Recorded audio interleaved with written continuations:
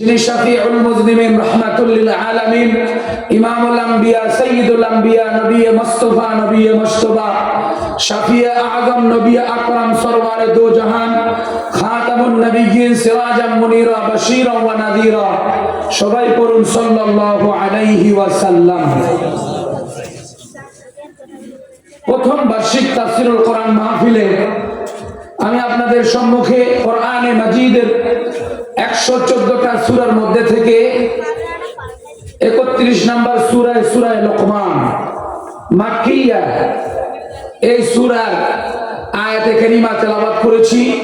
নবী করিম সাল্লাল্লাহু আলাইহি ওয়াসাল্লামের অসংখ্য অগণিত আহাদিসে মুবারাকাত থেকে একটা লম্বা হাদিসের অংশ বিশেষ তেলাওয়াত করেছি।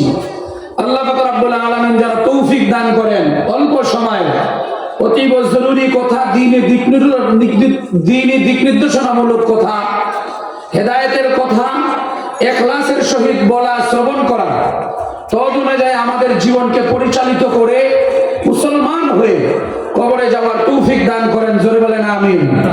আরো জোরে বলেন আমিন।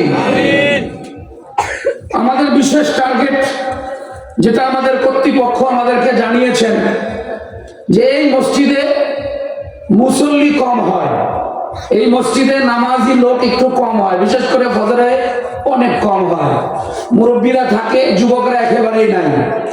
যুবকদের উদ্দেশ্যে আমি কিছু কথা বলতে চাই অল্প সময়ের জন্য।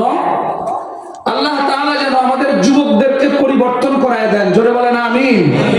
যদি যুবক পরিবর্তন হয় তাহলে সমাজ পরিবর্তন হবে।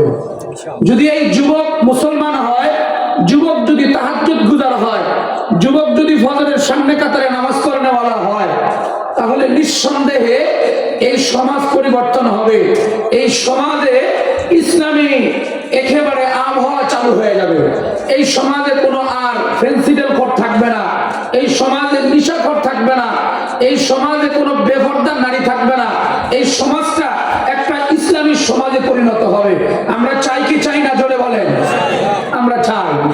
কেন? এখন ইসলামের জোয়ার চলতেছে, এখন ইসলামের কথা, ইসলামের সবকিছু নিয়ম, তাহাদিব, তামাদ্দুন, এটা আমরা সমাজে, ফ্যামিলি, একেবারে আমরা রাষ্ট্র পর্যন্ত কায়েম করতে চাই।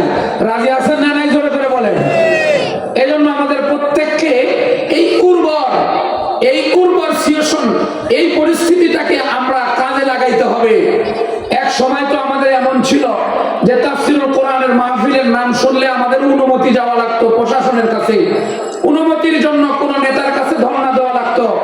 আমরা কোরআনের কথা বলবো, মুসলমানের এরিয়ায় আমরা সুন্নতের কথা বলবো, দ্বীন জিন্দার কথা বলবো, দ্বীন কায়েমের কথা বলবো। ও যে নামাজ পড়ে না, ও যে মুতেও পানি নেয় না, ওই প্রশাসনের কাছে আমার অনুমতি নিতে দেওয়া লাগবে। এমন একটা পরিবেশকে আল্লাহ তাআলা চেঞ্জ করে এখন কোরআনের পরিবেশ দিয়েছে। চিৎকার করে যুবকরা বলো, এই সমাজকে আমরা কোরআনের সমাজে পরিণত করব তো ইনশাআল্লাহ। ইনশাআল্লাহ। এজন্য আমি আপনাদের সামনে সূরা লোকমানের আয়াত পড়েছি। সূরা লোকমান 31 নম্বর সূরা, এটা মাক্কিয়া। কোরআনে কারীমের ব্যাপারে আমরা একটা গুরুত্বপূর্ণ বিষয় খেয়াল রাখবো, সেটা হলো কোরআনে মাজিদে প্রায় 6666টা আয়াত রয়েছে। যুবকরা তোমরা বসো, তাহলে অনেক সুন্দর হবে। তোমরা একটু মেহরবানি করে বসো, অপরকে বসায় দাও। আমাদের জন্য যেহেতু প্রোগ্রাম, আমরা তো উপকৃত হবো, এই জন্য আমরা একটু মেহরবানি করে বসি। তাফসীরুল কোরআন যেহেতু, আমরা কোরআন থেকে কথা বলবো ইনশাআল্লাহ। সূরা লোকমান মাক্কিয়া, এটা তো কোরআনে মাজিদের সূরা 6666টা। আল্লাহ পাক রব্বুল আলামিন 114টা সূরা রেখেছেন। এর মধ্যে থেকে মাদানিয়া সূরা হলো 28টা, 86টা হলো মাক্কিয়া। এই যে দেখেন আল্লাহ পাক রব্বুল আলামিনের কালাম সাজানো, এই আয়াতের মধ্যে থেকে বিধিবিধান সম্বলিত আয়াত হলো 500। বিধিবিধান মানে এটা হারাম, এটা হালাল, এটা বৈধ, এটা অবৈধ, এই রকম বিষয় নিয়ে আলোচনা করেছেন 500 আয়াতে। আরো 6000-এর ঊর্ধ্বের আয়াত থাকলো, তাহলে ওগুলোতে কি বর্ণনা? মুফাসসিরিনে কেরাম তাফসীরের কিতাবে লিখেছেন, ওই আয়াতগুলো আল্লাহ পাক রব্বুল আলামিন কিয়ামত পর্যন্ত মানব জাতির জন্য ওয়াজ করেছেন। ওয়াজের ধরন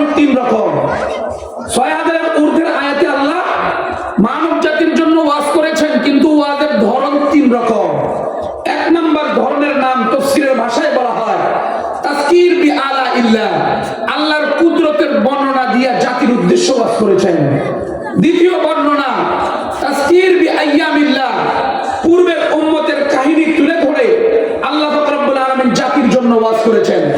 3 নাম্বার আল্লাহ পাক রব্বুল আলামিনের পদ্ধতি তাজকির লিমা বাদাল মাউত, মৃত্যুর পরের জগৎ নিয়ে আল্লাহ পাক রব্বুল আলামিন মানুষকে ভীতি প্রদর্শন করেছেন, সুসংবাদ দিয়েছেন জান্নাতের, আবার জাহান্নাম থেকে ভীতি প্রদর্শন করেছেন। এরকম আল্লাহ পাক রব্বুল আলামিনের ওয়াজের ধারাবাহিকতা। তাহলে 3 পদ্ধতিতে আল্লাহ পাক রব্বুল